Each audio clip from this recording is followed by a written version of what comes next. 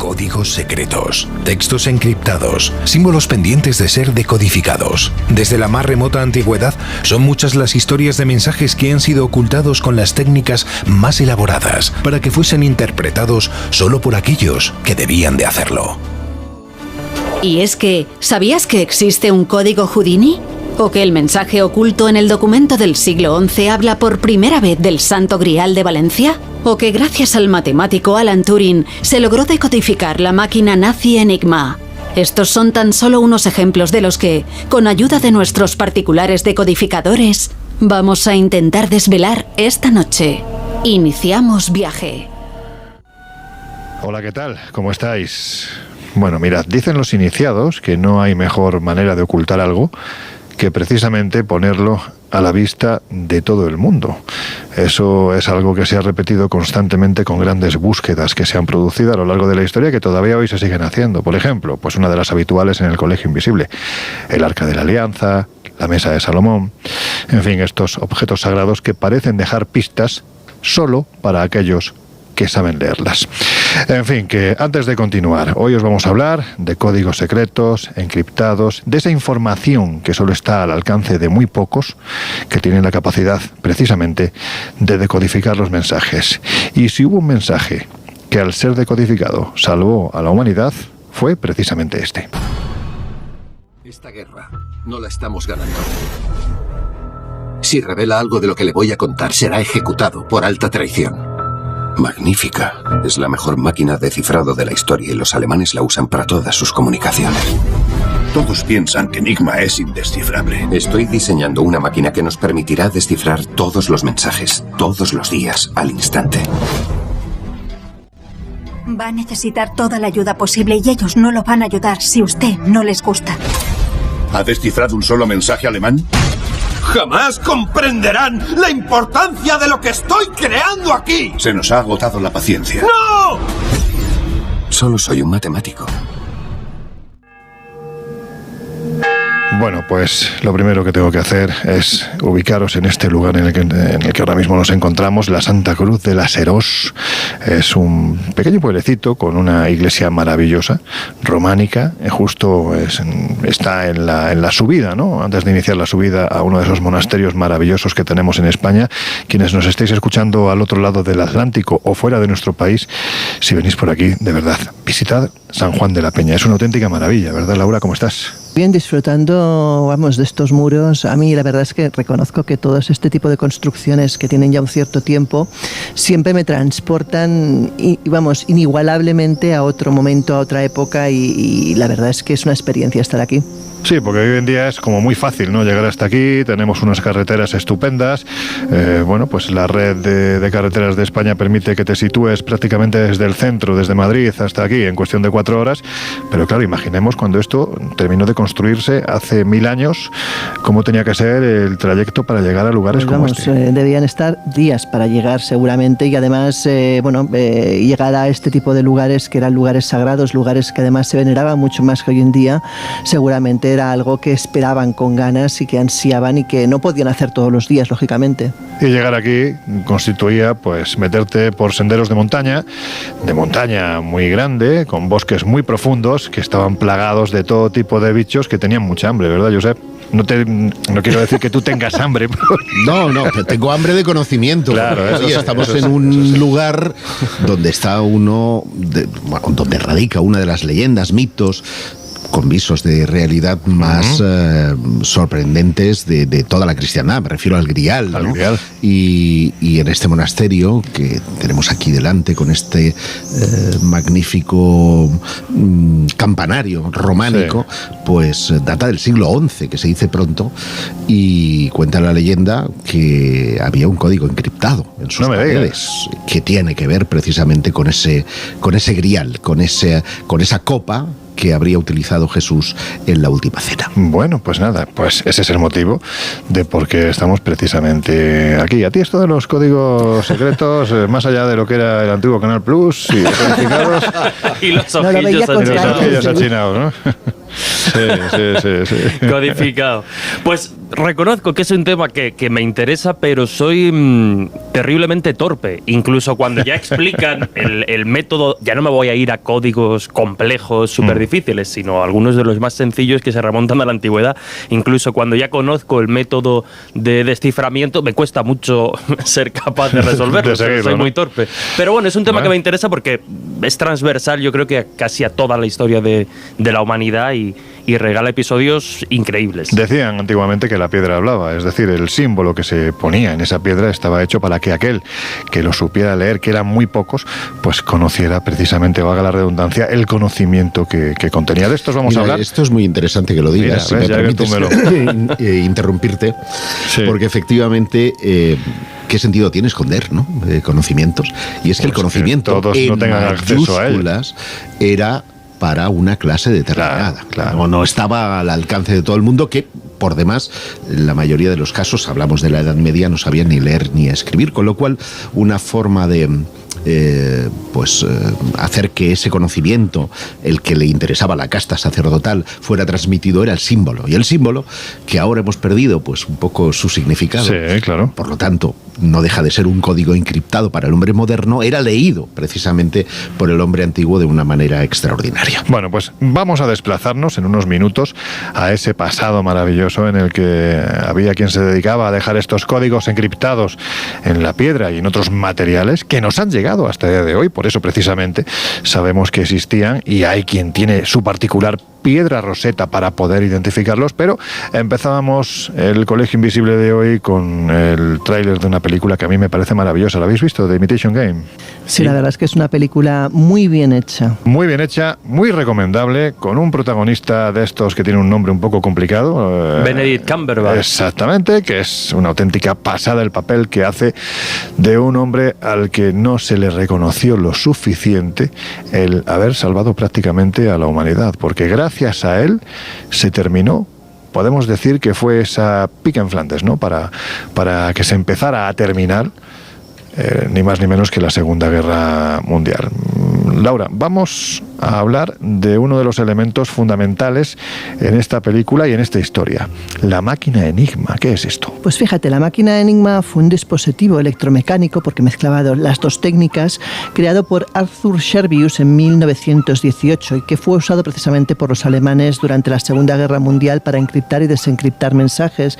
Parecía físicamente casi una máquina de escribir, o sea, de hecho podías haberlo confundido tranquilamente con ello, pero tenía una especialidad algo distinto, que es que en su interior habían 3 rotores que iban alternándose y iban girando, de manera que cuando tú picabas una letra, no necesariamente lo que imprimía la máquina era esa misma letra, sino que podía variar. De hecho, hasta que no acababa el alfabeto, digamos que el primer rotor no dejaba de variar la letra, luego saltaba al segundo rotor y luego al tercero, de manera que jamás, o prácticamente jamás, coincidía el picar una letra con lo que aparecía en el mensaje. Esta máquina, pues, es el sistema que descifró en la Segunda Guerra Mundial precisamente la persona de la que acabamos de hablar, Alan Turing, que para el bien de todos, desde luego. Sí, porque era la máquina que utilizaban los nazis precisamente para enviar sus mensajes codificados, y esto implicaba que, del mismo modo que tenías una máquina para enviar, evidentemente tenías que tener otra para recibir ese mensaje y decodificarlo. Josep, vamos a uno de los momentos más fascinantes de la Segunda Guerra Mundial, porque hay que decir que todo esto, lógicamente, se llevó en el más grande o el máximo de los secretos, ¿no? Vamos a lo primero y fundamental. ¿Quién es Alan Turing? Porque tiene un papel fundamental en toda esta historia. Sí, bueno, pues era un niño rarito, era muy rarito, sí. Porque, para que te hagas una idea, recorría 90 kilómetros para ir a la escuela en bicicleta. 90 kilómetros en bici. Rarito. Bueno, tenía que tener unas buenas piernas. Sí. Y además, el primer día que va a la escuela, resulta que hay huelga y el tío quiere hacer clase sí o sí, porque era un entusiasta del conocimiento. Bueno, hombre, pues en rarito, ¿no? Lo que era un hombre que efectivamente quería aprender y quería ser buen alumno. Y aprendió. Claro. Nació el 23 de junio. Ay, qué mal estudiante has tenido que ser. No he sido brillante, pero tampoco he sido patético, vamos, una línea intermedia, ¿vale? Del bien al notable. Pues nació, como digo, el 23 de junio de 1912 y hoy día es considerado uno de los padres de la computación. Sí. De hecho, te voy a contar, aunque desvele un poco el final de esta historia, que Apple, la famosa marca de ordenadores y teléfonos móviles, tiene el logo, su logo está basado en lo que le pasó finalmente a este hombre. Pero esto lo desvelaremos. ¿Sabes que la hija de Gwyneth Paltrow se llama Apple, no? Ah, pues no sabía. ¿Esto que tiene que ver con Turing? Bueno, me ha recordado, o sea, que esto que no sé, es curioso que alguien le ponga a su hijo de nombre Manzana, pero... En fin. Bueno, el caso es que en 1950 diseñó lo que se conoce como la prueba de Turing, que todavía se utiliza a día de hoy para saber si una respuesta determinada procede de un ser humano o de un computador. Sí. Esto todavía sigue vigente hoy. ¿Él qué había estudiado? Matemáticas y física, básicamente. O sea, un tipo con un coco tremendo. Un coco muy adelantado. De hecho, Einstein, él era un entusiasta de Einstein y ya de niño era capaz de entender perfectamente sus ecuaciones. Era algo que a mí me ha dejado realmente fascinado. ¿Es cierto que tenía síndrome de Asperger? Sí. Y fíjate, y esto va a marcar de una forma definitiva su futuro.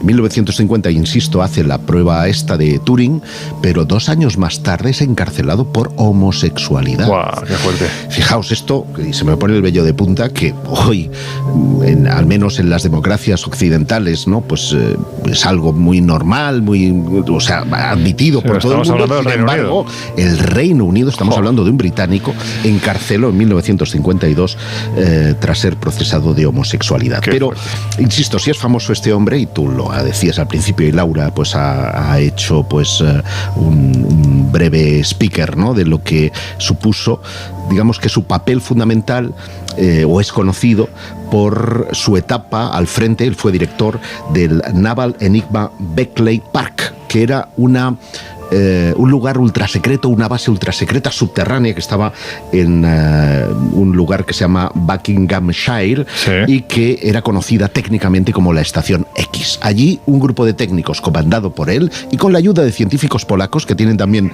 su papel importante, fueron los primeros en descifrar esos códigos alemanes a través de la máquina. Oye, ¿y cómo cae en manos de los británicos esta máquina Enigma? Porque evidentemente estamos hablando del secreto mejor guardado del régimen nazi. Pues la historia es rocambolesca. Hay que decir que habían 2 tipos de Enigma. Una que se comercializaba, ¿vale?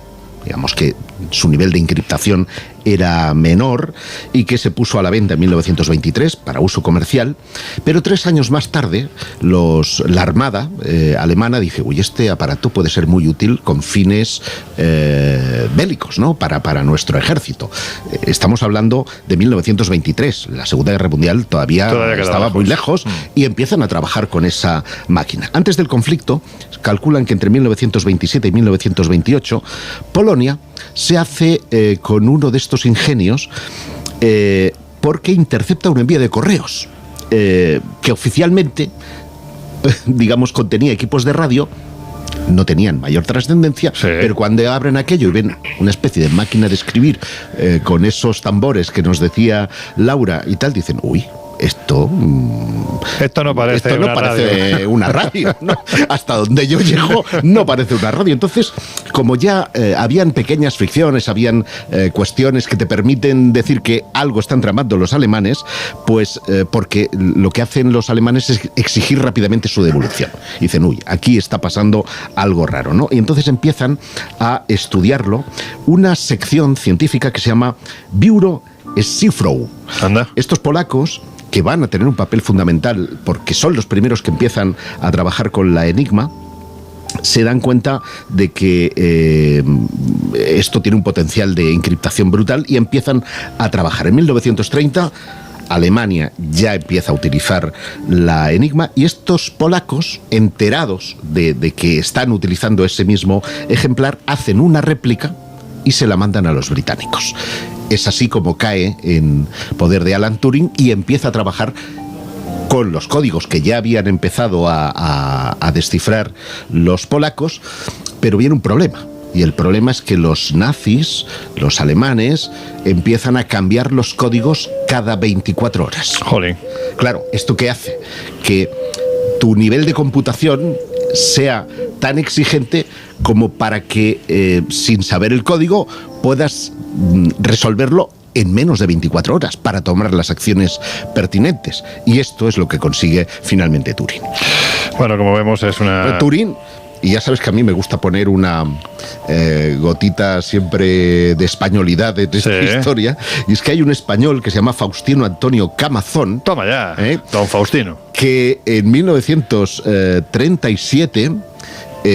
descifró parte de los códigos de la versión comercial de la Enigma. Esto también hay que tenerlo en cuenta. Don Faustino Antonio Camazón. Tiene nombre de buen vino, sí señor.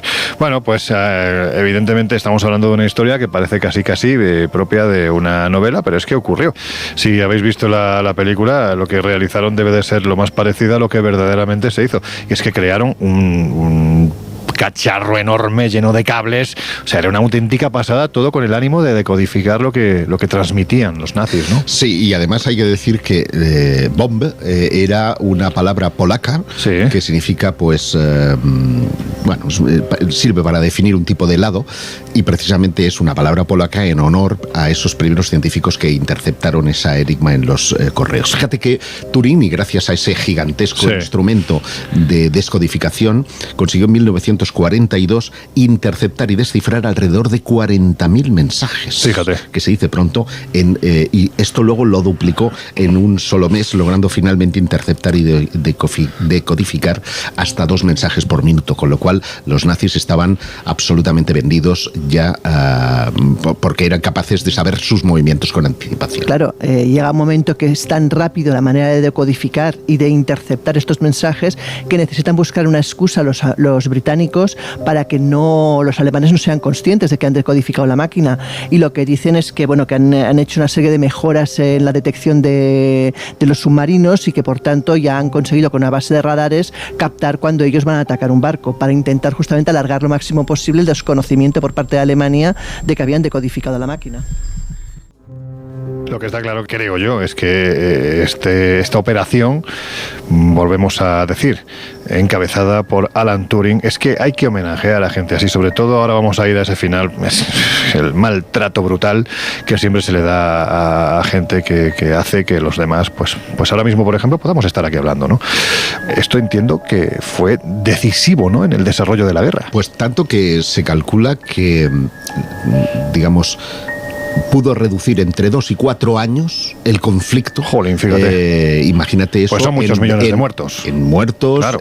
O sea, no solo en vidas humanas, en costes, en materiales, en un montón de cosas que desde luego tienen un impacto directo en el estado de ánimo de la sociedad. Pues fíjate, si hacemos una media de lo que dura la guerra y se calcula a día de hoy que se produjeron alrededor de 83 millones de muertos, pues 4 años más estamos hablando de un buen porrón de muertos más. Con lo cual, este hombre lo que hizo, pues es vuelvo a repetir, para aplaudirle, y no para hacer lo que hicieron con él. ¿Qué fue lo que ocurrió finalmente con Alan Turing? Bueno, pues como os decía, terminó en la cárcel y fue obligado es muy fuerte a someterse a una terapia. O sea, en la cárcel por ser homosexual. Sí, es que, sí. jolines. Pues, es que estamos hablando antes de ayer, que no hace tanto en esto que es la historia, no es una cuestión de irnos a la Edad Media.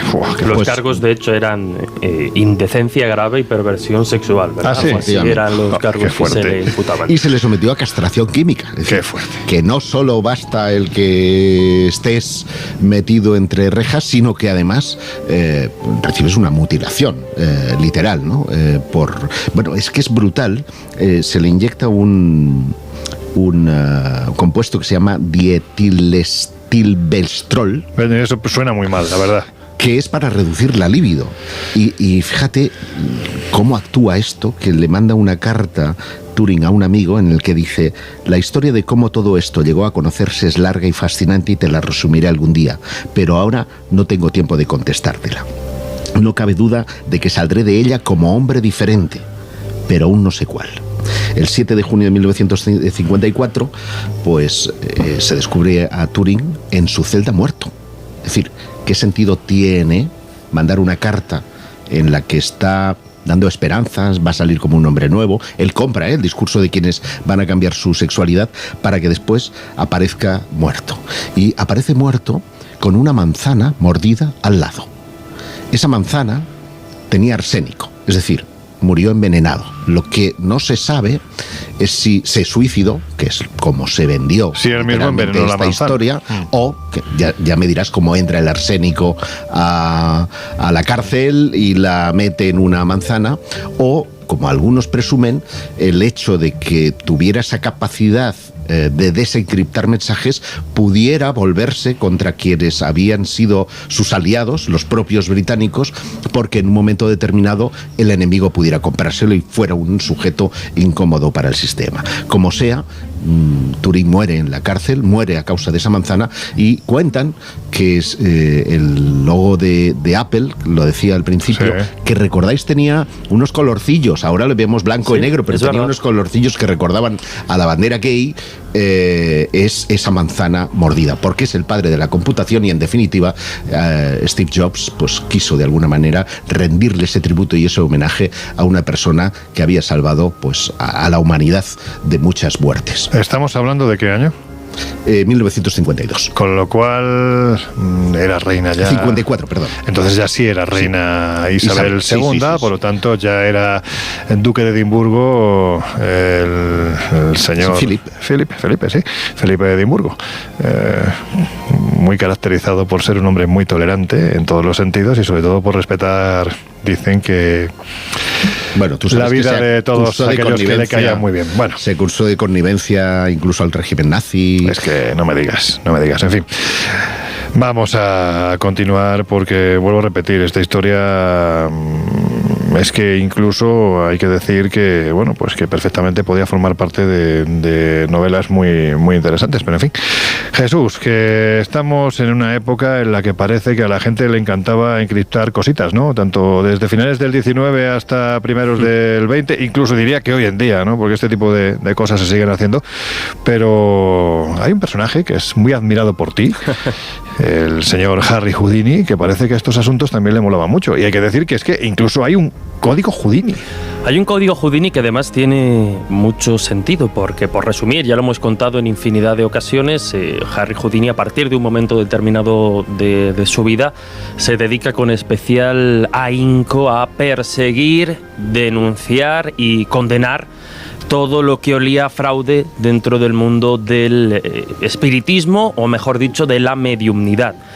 Por tanto, una de sus preocupaciones, y es lógico, ante la posibilidad de la muerte, es que pues todos estos estafadores y todos estos falsos medium pudieran apropiarse de alguna manera y ultrajar su espíritu o su mensaje una vez fallecido. Nadie impedía a ninguno de estos personajes decir que había contactado con Harry Houdini desde el más allá, y que éste, ya convencido y ya habiendo pasado al otro lado, pues dijese que efectivamente el más allá existía, que las capacidades de muchos de estos personajes eran reales y que su persecución durante su vida pues había sido un error. Entonces, ante este miedo de que, insisto, ultrajen y manipulen su mensaje y su vida una vez él fallecido, hace que decida dejar un mensaje. Es decir, si alguien quiere afirmar de forma 100% fehaciente que yo me he comunicado desde el más allá, no basta con decir que se ha comunicado conmigo, sino que tiene que ser capaz de revelar el mensaje secreto que he dejado. Qué grande. Era el último truco, digamos. Él lo comparte, diferentes mensajes de este tipo entre diferentes amigos, pero el más, digamos, el más cifrado, el más fuerte, se lo deja ni más ni menos que a su esposa. Su esposa lo que hacen es acudir o utilizar una técnica de mentalismo que ellos ya habían practicado en los escenarios desde los inicios de su carrera juntos. Y ese mensaje concretamente era, se componía de dos palabras que serían Rosabelle Believe, es decir, Rosabelle cree. Rosabel, por un lado, era el título de la canción favorita del matrimonio Houdini, y la segunda palabra del mensaje sí que había que extraerla resolviendo este complejo sistema establecido por la pareja, que, como digo, utilizaban durante sus espectáculos. Es decir, ellos, para simular una comunicación mental, lo que tenían era, pues eso, un código cifrado, en el que determinadas palabras utilizadas en el mensaje aludían a un número, y ese número aludía o hacía referencia a una letra del alfabeto. Estamos hablando de que Houdini murió antes que su esposa. Murió antes que su esposa, es verdad, no lo he dicho, que además es muy característico, daría para otro desarrollo, porque él fallece el 31 de octubre, noche de todo de Halloween, de 1926. Además, con unas palabras que le confiesa a su hermano en el lecho de muerte muy tristes, porque él le dice que estaba cansado de luchar sobre todo contra todos los farsantes y todas esas historias. Bueno, pues para saber si este código fue resuelto, ni más ni menos que desde el más allá, vais a tener que esperar unos minutillos, porque llegan nuestros queridos compañeros de los servicios informativos de Onda Cero Radio. Enseguida volvemos, estáis en el Colegio Invisible. Bueno, pues ya estamos de vuelta. Si te acabas de incorporar al Colegio Invisible de hoy, te has perdido una media primera hora memorable, porque hemos estado hablando ni más ni menos que de la máquina Enigma, aquella que los nazis construyeron para codificar sus códigos y que fue, pues finalmente resuelta por uno de los hombres más importantes del siglo XX y también peor tratados, Alan Turing. Y nos habíamos quedado, terminando esta primera media hora, Jesús, ni más ni menos que con Harry Houdini y con su código secreto, que también lo tenía. Digamos que, por hacer un breve resumen, él dejó una serie de palabras o letras encriptadas en un código que tenía que dar finalmente una palabra destinada a que aquel que la resolviese, pues vendría a demostrar que había una comunicación con el más allá, porque él ya estaría muerto, ni más ni menos. Efectivamente, para certificar y dar fe de esa comunicación con el más allá, cualquiera podía decir: he hablado con Houdini y me ha dicho lo que quiera, pero si quiere dar fe de esa comunicación, si realmente Houdini se ha comunicado, estas dos palabras, que como decíamos eran Rosabel, Believe, tienen que estar en el mensaje.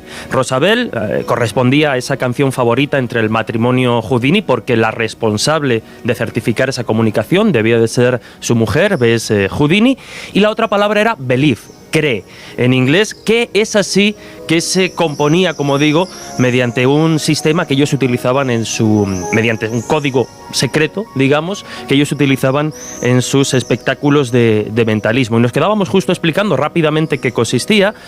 Bueno, pues durante el espectáculo, si ellos decían determinadas palabras muy concretas, esa palabra estaba asociada a un número que a su vez hacía referencia a la posición de la letra en el abecedario. Por ejemplo, la palabra pray... No, digo que de hecho lo que estabas diciendo, esas dos palabras son la conclusión del mensaje. O sea, hay un mensaje larguísimo con puntos y rayas, que sería casi como un morse, que dan como conclusión el Roswell cree, que lo que significa es el mensaje a la mujer de que creyera que había un más allá. Efectivamente, y como dice Laura, esta composición se hacía, pues como digo, con determinadas palabras asociadas. Pray era el número 1, por tanto la letra A. Answer era el número 2 y la B. Así podríamos seguir hasta el número 10, que llegaríamos hasta la J, y a partir de ahí tendrían que combinar dos palabras. Por ejemplo, para la letra O, que es la 15, pues tendríamos que tener pray y la palabra 5, tell. Entonces tendríamos el 15, que nos daría la O como resultado. Será un poco complejo, sí. Complejo, pero es verdad que insisto, ¿no? Es un método hasta cierto punto replicado. Esto todavía se utiliza en mentalismo. En la actualidad, estos trucos que tanto nos llaman la atención tienen que ver no con ganchos, sino muchas veces con ese código que permite parecer que sea telepatía o un acierto, cuando en realidad hay un código pactado, ¿no? Que debe ser complejo, de ahí también que nos impresione cuando lo vemos en el escenario, pero claro, todo tiene su dificultad. Bien, pues deja este código secreto, como decíamos, fallece en octubre de 1926, concretamente el 31, antes que su mujer, que todavía le sobrevivirá unos cuantos años más. Y es verdad, y esto va a ser importante, que la mujer, a partir del fallecimiento de Houdini, entra en un proceso de decadencia física y mental, y ahora veremos por qué es importante, porque claro, no solo estaba el reto o el desafío de comunicarse con Houdini desde el más allá, sino que había un premio bastante importante de miles de dólares al que fuese capaz de confirmar esta comunicación con Houdini. Es una historia, a partir de la muerte, que daría casi para un programa, porque hay incluso espías, se llegaron a contratar espías por parte de mediums para tratar de saber cuál era esa palabra y por tanto hacerse con el premio. O sea que el premio tenía que ser una pasta. El premio, no recuerdo la cifra exacta, pero creo que eran, a lo mejor Laura lo recuerda, creo, si me equivoco que me corrijan, creo que rondaba los $10.000. Si me equivoco que me corrijan en redes. Una pasta gansa. Pues como digo, a partir de ahí, ese periodo posterior a la muerte de Houdini, con tal de apropiarse del alma, entre comillas, del personaje, pues hubo quien trató por todos los métodos de confirmar o de resolver este código. Y hay un medium bastante importante y popular en la época que, ahora no hacemos mucho spoiler, pero que aparentemente consigue resolver las claves. Estamos hablando del medium americano Arthur Ford, que fue el fundador de la Asamblea General Internacional de Espiritualistas, y parece ser, según nos cuentan las crónicas del momento, que este personaje no solo acertó con cierto éxito haber revelado este código, sino que incluso se arriesgó con otro código que hacía referencia a las palabras que la madre de Houdini antes de fallecer habían dejado para él. Pero centrémonos en el que tiene que ver con el de Houdini y su esposa. Aquí podríamos dejarlo y decir que este personaje lo resolvió, pero diferentes biógrafos y expertos en la figura de Houdini han ido un poco más allá. Entonces nos podemos quedar, insisto, con que la comunicación se hizo efectiva, o si rascamos un poquito más podríamos encontrar una explicación racional o una posibilidad a que este personaje bastante astuto, todo hay que decirlo, bastante zorrillo, vamos a decirlo así, resolviese las claves. ¿Por qué? Porque, como digo, la decadencia, ¿no? El estado casi depresivo en el que entra su mujer, la lleva a conceder, obviamente, diferentes entrevistas a partir de la muerte de Houdini. Y parece ser que si uno rastrea en la hemeroteca, antes de que Arthur Ford confirmase este código, confirmase estas palabras, parece ser que hay entrevistas en prensa donde la mujer de Houdini ya deja caer de manera más o menos velada y en algunas bastante clara cuál podría ser el posible mensaje. Boca chancla, es que de verdad. Por tanto, es decir, Arthur Ford en cierta medida lo acertó, pero insisto, si partimos de la base de que era un personaje bastante astuto y bastante inteligente, es muy probable que estuviese muy pendiente de todas estas entrevistas y, tirando de aquí, tirando de allá, al final consiguiese aproximarse a este mensaje. Pero bueno, ahí queda un poco... Aún así tiene su complejidad, ¿eh? No hay que quitarle la complejidad. Sí, pero bueno, que también si entramos en el ámbito de lo razonable, pues claro, si esta señora se dio a conceder entrevistas, pues en algún momento se le pudo escapar. Es que es quizás más razonable que pensar que desde el más allá Houdini le reveló ese código al que habían llegado. Pero bueno, estamos hablando también de uno de los personajes más fascinantes y yo creo que, fíjate, siendo un auténtico revientamilagros, uno de los hombres con más ganas de creer.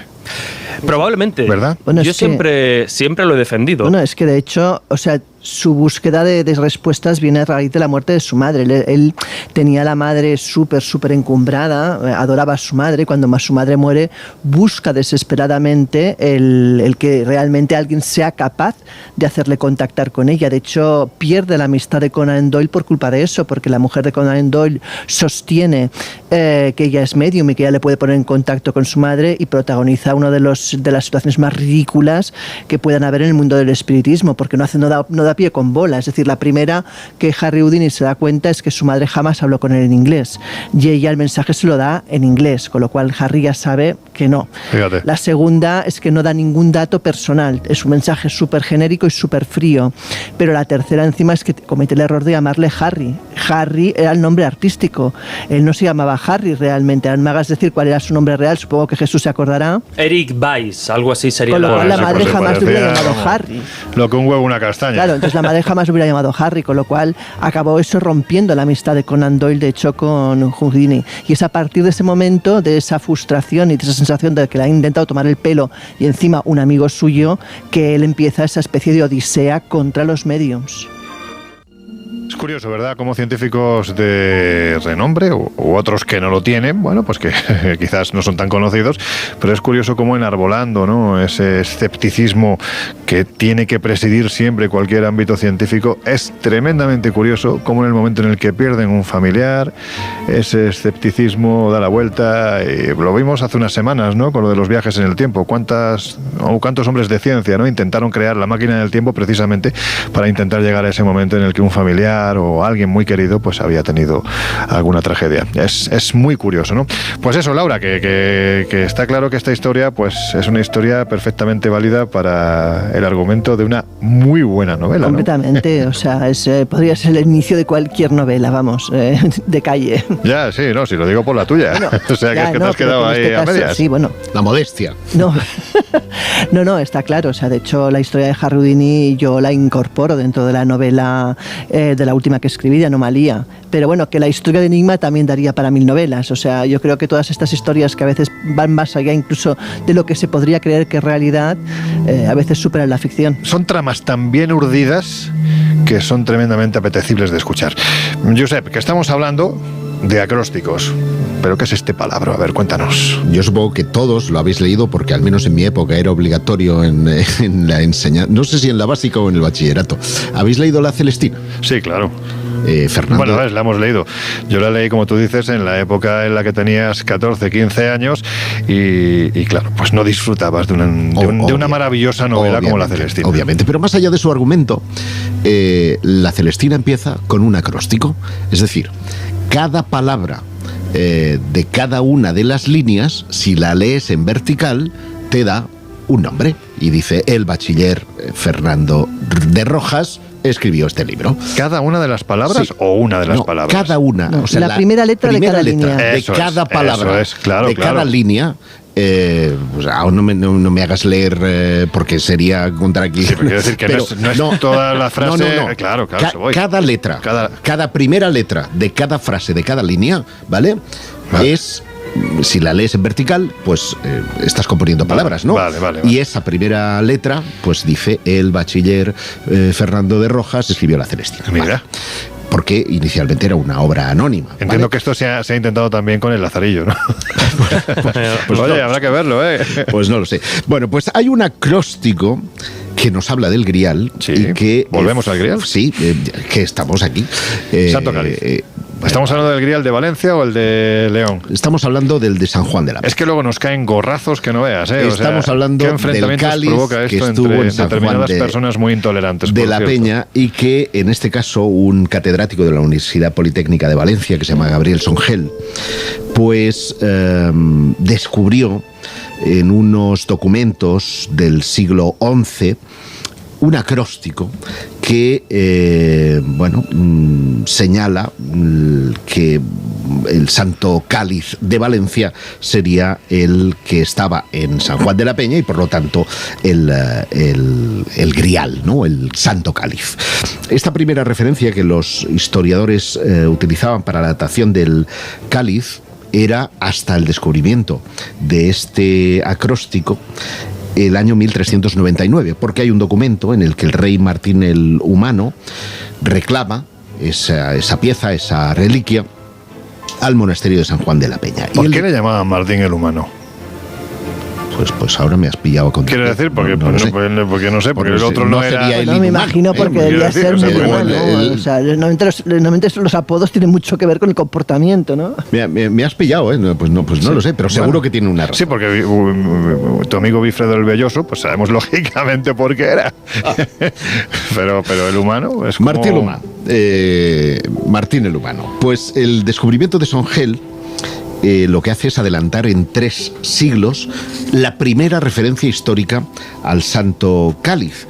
Y este acróstico se escribió en la coronación de Pedro I de Aragón y las palabras que lo componen siguen un esquema geométrico que menciona Calis Lapis Exilis. Anda.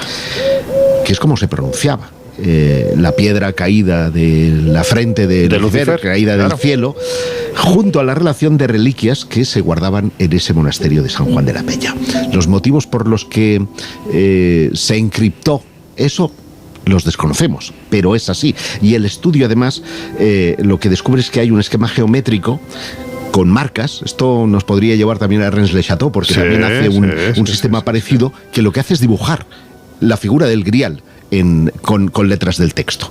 Es algo realmente maravilloso, que además tiene una conexión directa y geométrica más directa con las firmas papales que se llaman Bene Valete, que concentran un logograma que se compone en la letra N. Esto visualmente, si no lo veis, es muy difícil de describir, que están en torno a esa letra N.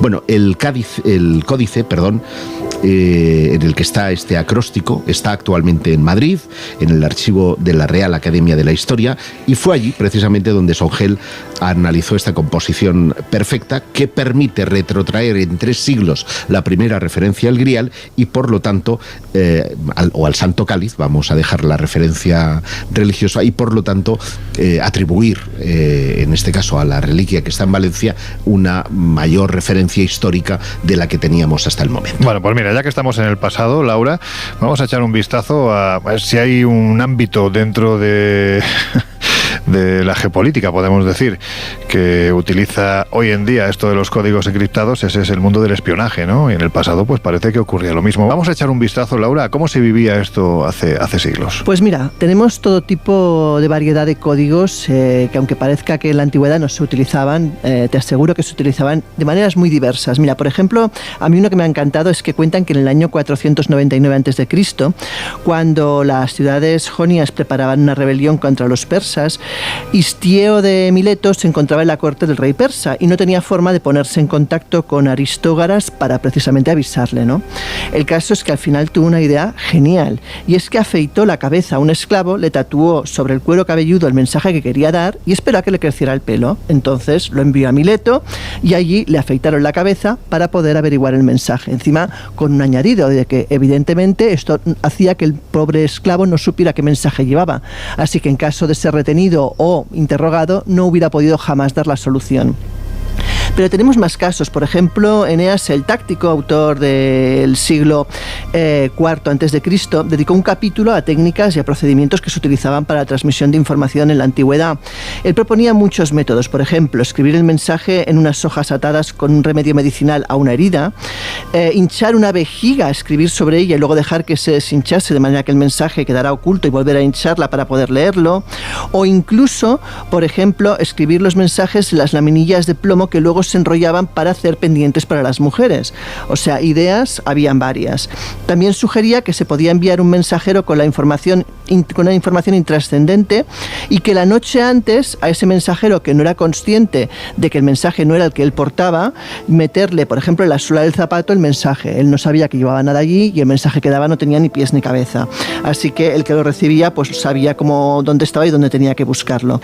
O también un método de encriptación era la transposición y llamada Escilata Laconia, que era quizás la más complicada de todos. Este método consistía en enrollar una tira de material de escritura en torno a un bastón, y esa tira, claro, al desenrollarla era imposible de leer, salvo que la persona que la recibiera tuviera el mismo bastón con la misma medida, lo volviera a enrollar y evidentemente era capaz entonces de leer el mensaje correctamente.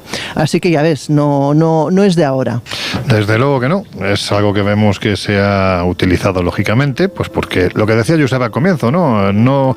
O más bien, como decía, mira, Josep, te voy a comparar con el gran Clemente de Alejandría, uno de los padres de la Iglesia. Él decía que no todas las verdades han de ser conocidas por todos los hombres. Por lo tanto, hay que encriptarlas. Jesús, esto si nos trasladamos de ese mundo antiguo un poquitín más hacia adelante, por ejemplo, a la Edad Media, vemos que es una constante, ¿no? Desde luego, sí. E incluso un poco en ese mundo antiguo podríamos decir que el Kama Sutra, aunque pueda ser sorprendente, incluye entre sus enseñanzas precisamente cómo descifrar determinados... ¿Y dónde las codifica? Determinados mensajes. Bueno, pues mira, ya que nos vamos por lo escatológico y ya damos ese salto a la Edad Media, que es donde además empiezan, digamos, a redescubrir y a desarrollarse las artes criptográficas precisamente a través de los copistas en determinados monasterios, de los frailes, los monjes copistas. Pero hablaba Laura de Heródoto y precisamente en historia, él habla o pone otro ejemplo que frustró precisamente la conquista persa de Grecia, y es que mientras Jerjes estaba reuniendo fuerzas, hay un griego exiliado llamado Demarato que vivía en la ciudad persa de Susa y se enteró del plan de invasión y empezó a preguntarse cómo podía avisar a sus antiguos conciudadanos de las intenciones de invasión sin que obviamente fuera descubierto, fuera castigado por traición y ejecutado. Y lo consiguió rascando, y así citamos textualmente a Heródoto, lo consiguió rascando la cera de un par de tablillas plegables y escribiendo en la madera de la parte inferior lo que Jerjes pretendía hacer, y después volviendo a cubrir el mensaje de cera. Bueno, de esta manera las tablillas, que parecían estar en blanco, no causarían problemas con los guardias del camino. Y decía lo de la escatología porque algo parecido se hacía también en la antigua China, que era escribiendo el mensaje en tiras de... Me estoy imaginando algo muy asqueroso, pero... escribiendo... Bueno, es algo asqueroso que se sigue...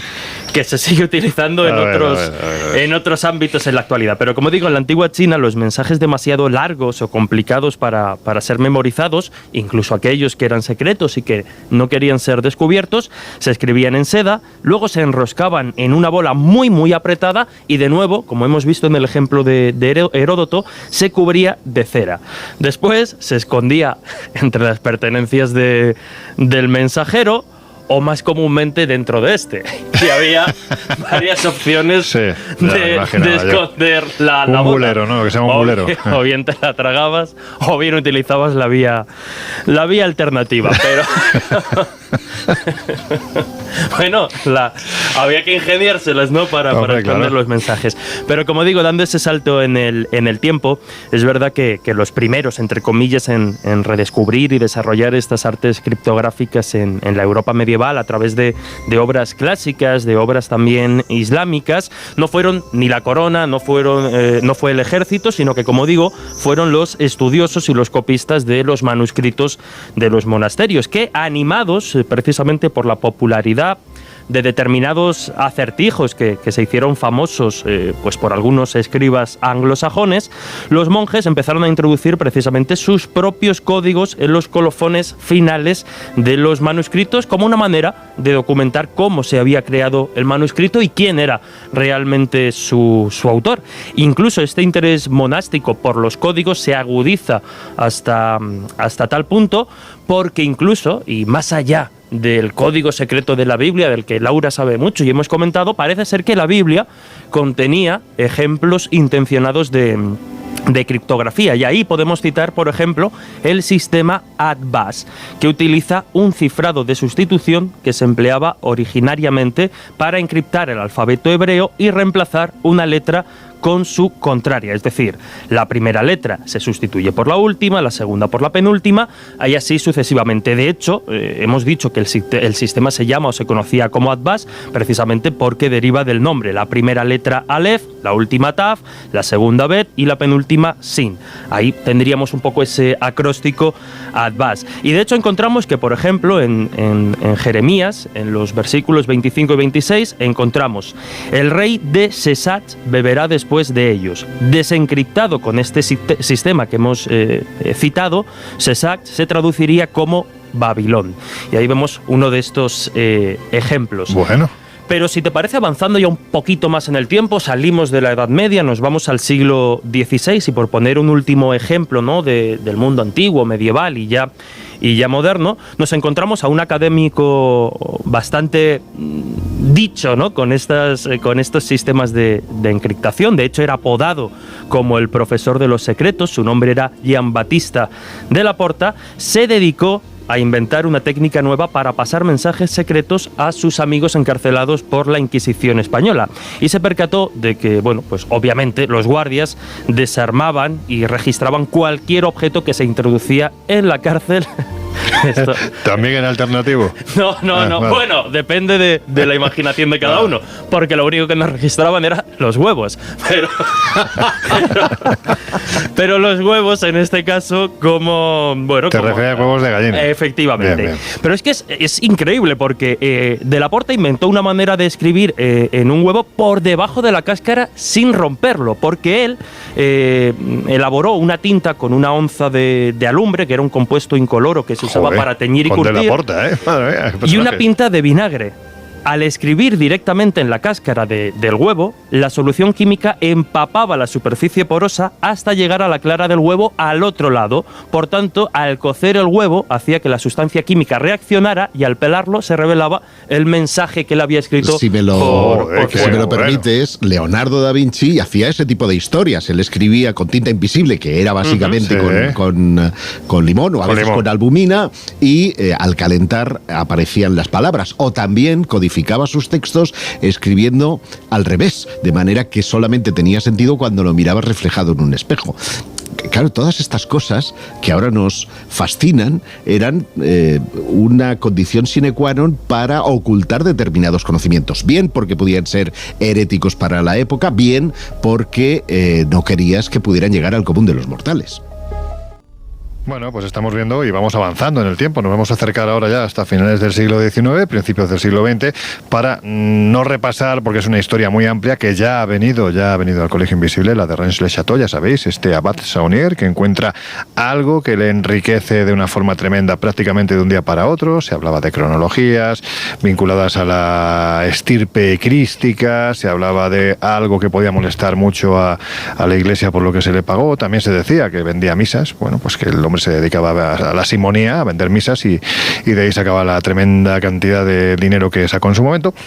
Pero también aquí tenemos muchos códigos secretos, Josep. Entre otros, hay un códex, ¿no?, que parece que juega un papel fundamental dentro de toda esta trama, que es el Códex Bezae. Sí, pero ese es prácticamente el final de la historia, pues porque venga, hay que decir que el cura de Rennes, que en 1881, pues digamos, hace un descubrimiento fascinante en su iglesia que le proporciona unas riquezas inconmensurables, se cimenta en unos manuscritos, en unos pergaminos que serían 4 genealogías. 3 no tenemos ni idea de lo que decían, pero sí tenemos una 4ª que está claramente codificada. Brevemente, Josep, para que nuestros oyentes, que seguramente el 99,9% saben de qué les estamos hablando, pero hay que decir que en este caso esos documentos son encontrados en los pilares huecos de su iglesia cuando él estaba procediendo a la restauración de un templo que estaba hecho absolutamente trizas. A este pueblo a finales del siglo XIX se llegaba prácticamente en burro, no había carretera, él llega allí casi desterrado, ¿no? Porque casi no. Sí, digamos que se enfrenta a la República, él es un hombre bastante monárquico, y de una forma u otra lo destierran allí, y cuando llega se encuentra la iglesia de la Magdalena totalmente hecha trizas y decide iniciar su restauración. Y ahí, debajo de la losa que sostiene... No, el primer descubrimiento, como bien decías, es en la balustrada de la iglesia, que hay un pilar que es hueco, y ahí es donde encuentra estos pergaminos. Los pergaminos, hay un hallazgo posterior que está en la losa, que está frente al altar, que en su anverso pues tiene 2 escenas, una en la que se ven 2 tipos montados a lomos de un caballo, que remite a la idea del temple, de los templarios, su famoso tesoro, y al otro hay como una especie de señor o señora, no se distingue muy bien, con una hornacina que está como tirando, que algunos han identificado como el sabio de la colina, el que tira las cenizas de la vaca roja en el templo. Por lo tanto, hay una vinculación entre lo salomónico, porque también estuvieron los templarios allí, y la naturaleza del tesoro, porque allí había unos huesecillos y además una pequeña ollita con algunos abalorios antiguos que probablemente fueron... Por añadir más elementos a esta historia, hay que decir que muy cerca se encuentra el castillo de Blanchefort, que en su momento era el castillo del 4º gran maestre de la Orden del Temple, Bertrand de Blanchefort. Vamos a los documentos. Entonces, estos documentos sobre los que se cimenta, porque él, a partir de ese hallazgo, pone en conocimiento del obispo, el obispo le dice que no sabe qué dicen, son documentos que están en latín, se va a París, se reúne con la Florinata, y a partir de ahí, cuando vuelven de Saint-Sulpice, que eso sí tiene que ver con el código BC que ahora contaremos, o BEZAE, pues ya vuelve como un hombre renovado y empieza a gastar pasta por todas partes. ¿Qué decían esos documentos? Insisto, no sabemos nada de esas 3 genealogías, salvo lo que nos dijo en su día Gerard de Set, que una era de 1243, que tenía el sello de Blanca de Castilla, que la segunda era del año 1608, de François Pierre d'Hautpoul, y que la tercera era de Henry Hautpoul, de 1695. Y ninguna prevaleció un incendio, salvo un acta de un canónigo, Jean-Paul Negre. De hecho, una de las obsesiones del cura era pasar las noches tocando la lápida y haciendo una especie de código en esa lápida. Y bueno, ha llegado hasta nosotros una supuesta transcripción que dice: a Dagoberto II, rey, y en Sion se encuentra este tesoro y se encuentra la muerte. Y Berger, sin tentaciones que pusen, tiene guardada la llave Pax 681, números romanos, la cruz de este caballo de Dios que aniquiló ese demonio de guardia a las 12 manzanas azules. Y de Dios aquí no hay Dios que se entere de nada. Exactamente, esto es un galimatías. Claro. Sobre el que se cimenta, aquí hay un mensaje encriptado y se cimenta toda la historia que tiene que ver con, como tú decías, con la supuesta descendencia de Cristo, María Magdalena, a la que hay un fervor que se manifiesta en todas las obras de porque estos documentos teóricamente lo que podrían contener es la genealogía de Jesús de Nazaret, María Magdalena, descendientes, en fin, si habéis visto, me dirijo a quienes estáis al otro lado de estos micrófonos, si habéis visto el Código Da Vinci, ahí yo creo que viene perfectamente explicado porque prácticamente es esta misma historia. Bien, sabemos hoy día que Pierre Plantard de Saint-Clair pudo ser el artífice de esta genealogía, es decir, que de la historia lo real es que el hombre se transforma en rico y hay una serie de intrigas realmente fascinantes, pero que esta transcripción es facilitada. ¿Quién es Pierre Plantard de Saint-Clair? Porque vamos haciendo nombres. Era un señor megalómano, ultraderechista, nazi hasta la médula, que tenía ínfulas de ser el descendiente al trono de Francia. Había que verlo, y para ello no cejó en su empeño de ir sembrando falsos documentos a un lado y a otro, incluso inscribirlos en la Biblioteca Nacional de París para crear una historia en torno a Rennes. Porque él se decía descendiente de esta genealogía, ni más ni menos. Que el Saint-Clair, porque él se llamaba de otra manera, pero digamos apocopaba el nombre de Saint-Clair para hacerlo coincidir con uno de los grandes maestres del temple en el Reino Unido. Pero sí es verdad que hay documentos, sí es verdad que hay una riqueza, sí es verdad que la naturaleza del tesoro de Rennes-le-Château es hoy por hoy desconocida. Sí es verdad, ¿vale? Que el cura cuando va a Francia se reúne, como decías, no solo con la aristocracia, sino también incluso con las sociedades secretas, con miembros de sociedades secretas herméticas de aquel tiempo, que algo ven, algo les enseña, porque este hombre vuelve soltando pasta vamos, hasta por las axilas. Y entonces en 2005, y ahora respondo a tu pregunta, hay un investigador de la Universidad de Bremen que se llama Wieland Wilker, que hace un descubrimiento que nada tiene que ver con Rennes-le-Château, pero que inmediatamente los investigadores de Rennes-le-Château relacionan con ese cuarto pergamino, que sería en realidad parte de un viejo códice conocido como Codex BC Cantabrigensis. Este códice, que tiene ese nombre, en nombre de su descubridor en el siglo XVI, Theodor Beza, pues no deja de ser un códice que nos habla de textos religiosos, de Lucas, de Marcos, en fin, de todo esto, pero que tiene una conexión entre este códice y el curra de Rennes-le-Château, porque, según comprobó Wilker, un profesor del seminario de Saint-Sulpice, con el que se habría presuntamente reunido, Vigorux se llamaba el hombre, no sabemos si rendía honor o no a su apellido, vigoroso, exacto, ¿no? Pues reprodujo en el diccionario de la Biblia. Y bueno, algunos pensaron que de alguna manera la visita de Saunier se explicaba, al Saint-Sulpice se explicaba por este códice, donde él tenía la misión de descifrarlo. Recordemos que él no sabía qué decía, o no entendía cuál era el código. Tenía unos documentos, pero no sabía qué contenía. Y a partir de ahí se hilvana toda esta historia, que incluso incluye una referencia que a ti te va a decir mucho, porque están dos siglas, PS, Berenguer Saunier, BS, que tú descubriste también esas mismas iniciales, nada más y nada menos que en la Catedral de Jaén, con lo cual muchos pensaron que podía ser una referencia velada a todo este descubrimiento. Con lo cual el código Bezae lo que sirvió es para intentar decodificar ese manuscrito, y finalmente ¿se sabía qué decía el manuscrito o no tenemos ni idea? Más que conjeturas. Lo que sí sabemos es que a raíz de lo que hace el cura con ese manuscrito, empieza a pasar largas noches en el cementerio, precisamente tocando la tumba, no la gaita, no, la tumba, las lápidas de las tumbas del cementerio, y particularmente la de Marie de Negre, donde modifica algunos símbolos que parecen estar sembrando pistas. Es decir, que lo que hace en el fondo Saunier es un gran código que hoy por hoy nadie ha sido capaz de descifrar por completo, porque juega en él parte de la mística, parte de la religiosidad, parte, pues eso, de un galimatías que hace que los buscadores de tesoros, aún a día de hoy, sigan buscando el origen de la riqueza de este cura de pueblo. Marie de Negre, la dama de Blanchefort, descendiente de ese cuarto gran maestre de la orden del... Y que entronca con los Habsburgo. Y que entronca con la... Bueno, pero en fin, esto ya sería mucho más lioso que los códigos de los que estamos hablando. Hay que decir que estos códigos que descubre Saunier, finalmente ese mensaje de Adagoberto II, rey, y a Sion pertenece el tesoro y está aquí enterrado, etcétera, etcétera, etcétera. Todo esto se decodifica porque hay una serie de letras dentro de esos documentos que están o un poquito más elevadas o tienen un puntito debajo, con lo cual al unir esas letras se dan cuenta de que hay un mensaje oculto.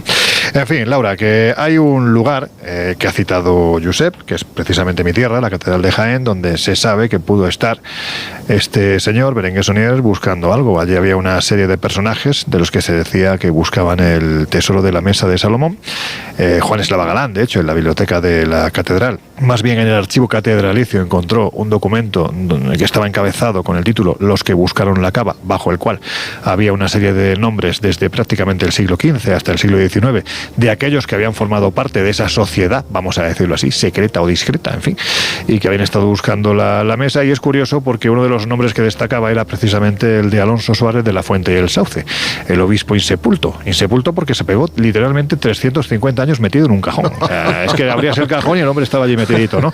Con un librito entre los brazos, y lo que se decía es que su traje, el traje talar, el traje del obispo, era prácticamente una serie de capas de cebolla que estaban llenas de escritura, donde se revelaba la clave a por qué este señor, de repente, en una época en la que la mesa episcopal está prácticamente arruinada, de repente empieza a, como decían en aquel entonces, empieza a conseguir cantidades dinerarias tremendas como por ensalmo, y se da a la construcción de templos, a la restauración de la catedral, a la construcción de puentes, en fin, ese traje talar parece ser que contenía el mensaje. Pero Laura, no es la primera vez que en un vestido o en un traje o en una ropa, vamos a dejarlo ahí, se ha encontrado algo parecido a un código secreto, ¿verdad? Sí, la verdad es que yo cuando leí este artículo me pareció súper llamativo, porque hablamos de un vestido victoriano en un centro comercial de antigüedades de Maine, donde pues una coleccionista especialista precisamente en trajes antiguos, Sarah Rivers, lo ve, le parece fantástico, además cree que tiene unos detalles que son muy especiales para la época, y esta señora, Sarah Rivers Confield, decide comprar el vestido.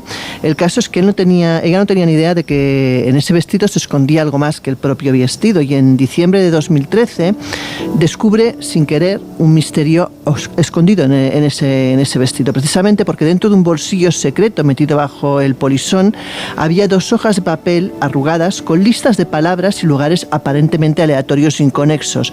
El mensaje decía lo siguiente: Bismarck, Omid, Leafage, Book, Bank. Y el segundo mensaje ponía Calgary, Cuba, Unguard, Confute, Duc, Fagan. O sea, ni pies ni cabeza, ¿vale? Las notas, sí que a ella le parecen hacer referencia a algún tipo de algo temporal, pero no le ve mayor relación. De hecho, lo único que encuentra adicional a esto es que en el vestido hay un nombre escrito a mano, una etiqueta que pone Bennett. Bueno, un poco ya intrigada por qué significan esas notas, decide subir a las redes en su blog y ahí pues la gente empieza a opinar de todo, como te puedes imaginar, hasta que de repente un buen día Wayne Chang, un investigador de la Universidad de Manitoba en Canadá, tropieza con ese código en el verano de 2018. Tras muchos quebraderos de cabeza consigue descubrir que los mensajes codificados eran de hecho un parte meteorológico. Y es que por lo visto no se cifraban porque sí, sino eran un tema más bien de practicidad, porque los partes meteorológicos eran tan sumamente largos y extensos que para transmitirlos y para llevarlos incluso apuntados eran muy incómodos, con lo cual habían pues labrado un código para poder casi abreviar lo que pasaba a nivel pues del tiempo, ¿no? Y en este caso hay que decir que lo que ponía en ese mensaje pues hablaba de variables como la temperatura, la velocidad del viento, la presión barométrica, el lugar y el día concreto en que iba a pasar un fenómeno meteorológico. O sea, hasta ahí lo curioso de este descubrimiento. Lo curioso que además no te voy a decir que le quita todo el romanticismo, ¿no? Pero uno se espera que cuando te encuentras un mensaje dentro de un bolsillo, va a ser algo como el tesoro se encuentra en tal sitio. Pues no, era el parte meteorológico. ¿Y qué tal tiempo hizo? Bueno, eso ya... no lo sabemos, ¿no? Bueno, pues como digo, ¿no? Esto era algo propio de los cazatesoros, ¿no? Dejar, pues sobre todo los piratas, encriptar mensajes. Hay un célebre pirata que es Labouche sí, que encriptó precisamente el paradero de su tesoro y aún hay gente que era muy habitual, claro, porque esto de los cazatesoros y de los códigos encriptados, Jesús, parece que es algo muy de actualidad. Muy de actualidad y muy de mala leche. Sí, ¿no?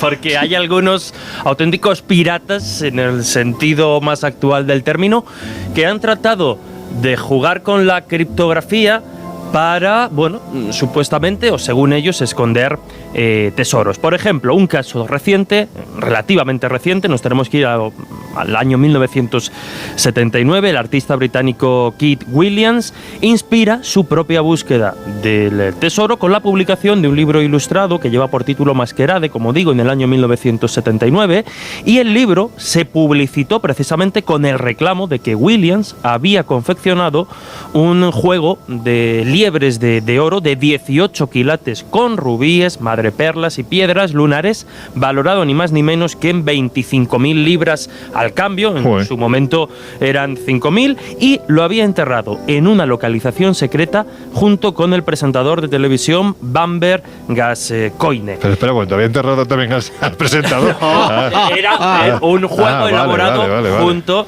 con este personaje televisivo. Y decían que las pruebas de su localización están escondidas en las adivinanzas, los puzzles y las ilustraciones de este libro, del Masquerade que hemos citado. Y esto era con lo que se promocionaba precisamente, con lo que la editorial promocionó este libro. Y decían... Ahora veremos que un niño de 10 años puede resolver el misterio tan bien como un catedrático de Oxford. Anda. Como podéis imaginar, no sabemos si por la calidad del libro, pero sí por este reclamo, el libro se convirtió en una auténtica revolución. La primera impresión se agotó en 2 días. Buena idea, ¿verdad? Oye, podéis jugar con esta. La prensa internacional se hizo eco. Se acabaron vendiendo más de 1 millón de ejemplares. Para un libro no está nada mal. Ya te digo. Y claro, pues diferentes cazatesoros de todo el mundo empezaron a buscar, un poco como en Rennes les Chateau, empezaron a buscar por diferentes jardines, por diferentes sitios, porque cada uno hacía un poco su propia interpretación de dónde podía estar este tesoro. Pues bien, durante años Kit Williams, el autor, y este otro presentador de televisión fueron aparentemente las 2 únicas personas que conocían la localización de este juego de liebres de 18 quilates, hasta que unos cuantos años después, 1982, Williams recibe una respuesta que de inmediato supo que era correcta. Parece ser que alguien había conseguido resolver el enigma y haber localizado este tesoro. Pues bien, parece ser que para encontrar la solución había que trazar una línea desde el ojo o la pata de los animales en una de las ilustraciones que habían dentro del libro hasta una letra en concreto, y al final se revelaba la siguiente frase: close by Ampthill, es decir, cerca de Amtil. Y aquí la historia da un giro. Tenemos que irnos al 11 de diciembre de 1988. El Sunday Times publica una historia acusando al ganador de haber orquestado su propia mascarada, haciendo un poco un guiño al libro, porque parece ser, y así se reveló en este periódico, que Ken Thomas, el aparente descubridor o el que había resuelto este código secreto para localizar el tesoro, era un seudónimo, el seudónimo de Dougal Thompson, cuyo socio comercial era el novio de Veronica Robertson, que había sido una antigua novia de Kit Williams, el autor de la novela. Madre mía. Al final, todo quedó un poco en casa. Sí, y, claro. de hecho, pero lo curioso es que la liebre se localizó y se vendió en una subasta en Sotheby's a un coleccionista de Oriente Próximo por 31.900 libras, que al cambio serían unas 84.830 hoy. Pues fíjate qué pasta se llevaron. Había liebre, había mucho dinero, había un tesoro de por medio, pero bueno, el que consiguió resolver el secreto fue un poco por mediación de un conocido de ta. Qué cosas. Bueno, pues nada, llega el momento de las conclusiones, aunque la verdad es que el tema de hoy da para pocas conclusiones, más allá de pensar pues que hay que ver la manía que tiene el ser humano por intentar ocultar todo para que la mayoría no nos enteremos, ¿no? Bueno, la información al final es poder, ¿no? Y como se suele decir, pues cuanto más información tienes, más fácil es que puedas conseguir cosas. Y por tanto, yo creo que todas las edades, todos los momentos de la historia, pues ha estado lleno de gente que ha intentado precisamente copar ese poder y bloquear el acceso a esa información. Y bueno, y a las pruebas me remito a todo lo que hemos estado contando a lo largo de la historia. Bueno, yo os diría que lo que evidencia el tema de hoy es que al ser humano los misterios le fascinan.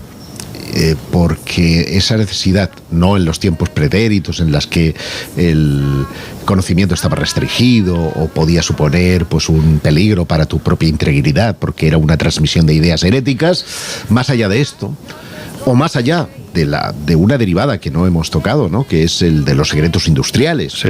Hay auténticos ejércitos de espías que tratan pues desde ver alas de aviones a tecnología, etcétera, y esos datos siguen encriptándose, por no hablar de las redes de información, los ordenadores, internet, la nube, que requieren de una encriptación específica, porque si no nuestros datos estarían expuestos a los peligros. Se constata que el misterio nos fascina. Lo más popular es que cada vez que hay algo que resolver, niños, mayores, les apasiona el resolver un código, el buscar cosas, y eso a mí me parece una gasolina maravillosa, porque en el fondo está ejercitando nuestro cerebro, está poniendo en marcha toda una serie de neuronas que única y exclusivamente dormimos con el teléfono móvil. Oye, hay una pregunta que te quería hacer brevemente. Esto de los marcianos también está metido en lo de los códigos encriptados, ¿no? Sí, es que sería una historia muy larga de contar,